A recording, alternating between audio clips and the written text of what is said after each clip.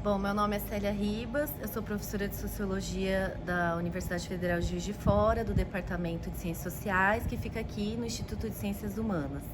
Eu sou formada em História e a pós-graduação em Sociologia, e mais recentemente eu tenho desenvolvido algumas pesquisas, né, sobre violência contra as mulheres, violência de gênero, especificamente falando sobre violência contra as mulheres no meio universitário.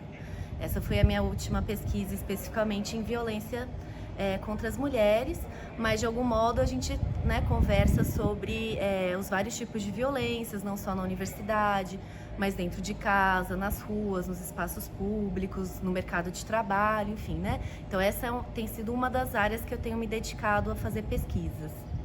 Na Universidade Federal de Juiz de Fora, existem professores determinados a dizer mais sobre a violência de gênero, como a doutora em Sociologia Célia da Graça Arribas.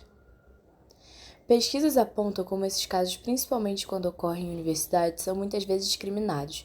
Dados coletados pela CNN em 2023 revelam que apenas 6% dos professores acusados de Não é um assédio nos problema últimos só 10 das anos mulheres, é um foram problema demitidos de de toda cargos a sociedade. universitários. Em que medida a gente constrói uma sociedade em que metade dela, que é feita de mulheres, é uma metade em situação de vulnerabilidade.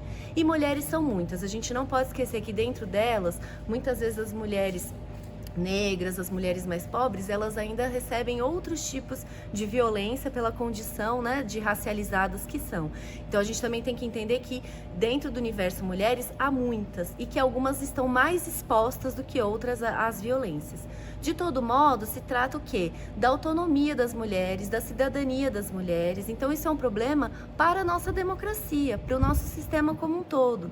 Como é que a gente pode pensar a defesa dessas mulheres, começando lá em casa? Não é à toa que a Lei Maria da Penha é um marco nessa luta, né, das mulheres contra as violências que sofrem, porque a maior parte das violências, elas se dão no próprio lar. Então, quer dizer, o mundo dos afetos também é um mundo cheio de violências e que a gente precisa falar. Então, assim, a gente vai dizer que o pessoal é político e que em briga de marido e mulher a gente vai meter a colher, porque a gente tem que assegurar a segurança, a integridade, a dignidade das mulheres, mesmo no âmbito familiar, que supostamente é o âmbito privado, mas que ali o Estado também tem que estar presente para proteger mulheres e meninas das agressões, né? Então, nesse sentido, quando a gente fala de violência contra as mulheres, a gente está falando de segurança pública, a gente está falando de autonomia, de cidadania e, no limite, da própria democracia.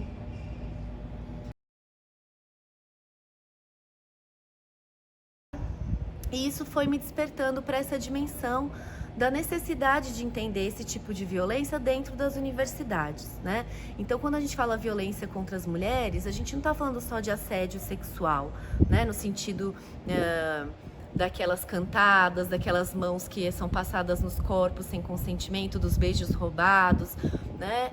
Dos estupros também, principalmente em festas universitárias e tal. Eu não estou falando só disso, eu também estou falando das mulheres serem interrompidas nas suas falas, né? Delas deixarem de fazer alguma atividade ou receber algum tipo de bolsa pelo fato de ser mulher também, né? Tem uma série de descriminalizações em torno da mulher que faz a gente pensar como é que elas são grandes vítimas de assédio sexual, mas também de assédio moral, né? Então elas muitas vezes em reuniões, às vezes com colegas, são professoras e professores, no meio das reuniões elas são silenciadas ou elas são interrompidas nas falas, ou às vezes você está no meio de uma reunião, você recebe, entre aspas, um elogio, né, uma cantada no ambiente de trabalho. Então isso também são formas de assédio que desrespeitam a posição das mulheres, né, no seu local de trabalho.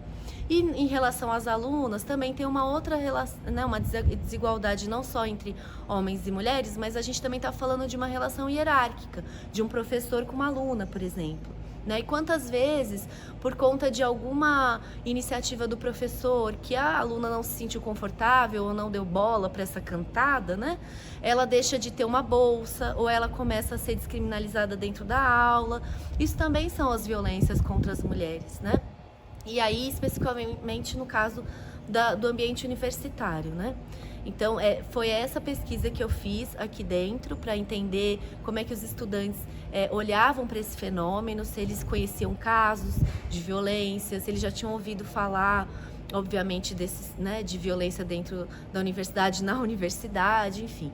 Então foi nesse sentido que deu foram os relatos das alunas que me despertaram para esse fenômeno e que me fizeram desenvolver essa pesquisa aqui dentro.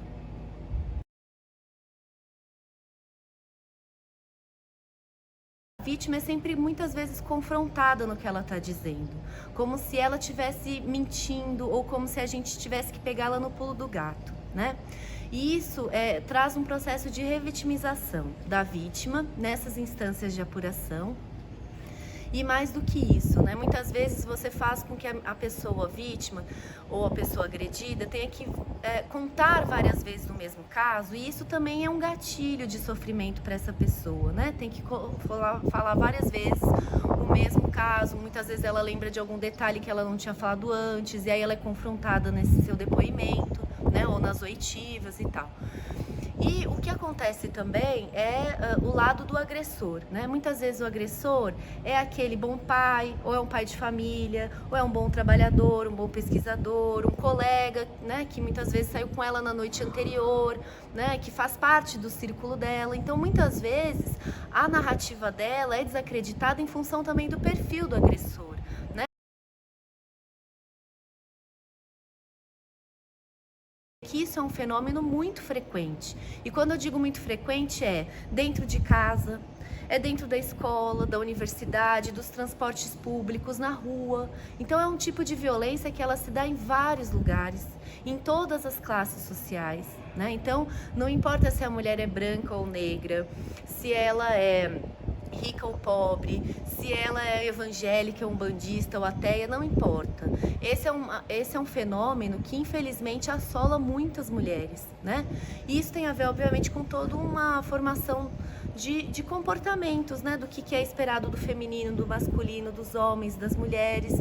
Então isso é uma questão estrutural que a gente precisa pensar de fato. E eu acho que as pesquisas que falam sobre violência de gênero, violência contra as mulheres, elas apontam, né, para como esse tipo de violência é frequente e está em todos os lugares, né, com todas as mulheres de todas as classes, idades, né, em todas as raças, enfim. E como é que a gente precisa falar cada vez mais sobre isso, no sentido de desnaturalizar os estereótipos de gênero, no sentido de que pensar que os homens não precisam ser agressivos, eles não precisam ter um comportamento violento, e as mulheres também não precisam sempre ficar nesse lugar da passividade, da docilidade, porque isso são comportamentos socialmente aprendidos e que a gente precisa entender a sua construção, né?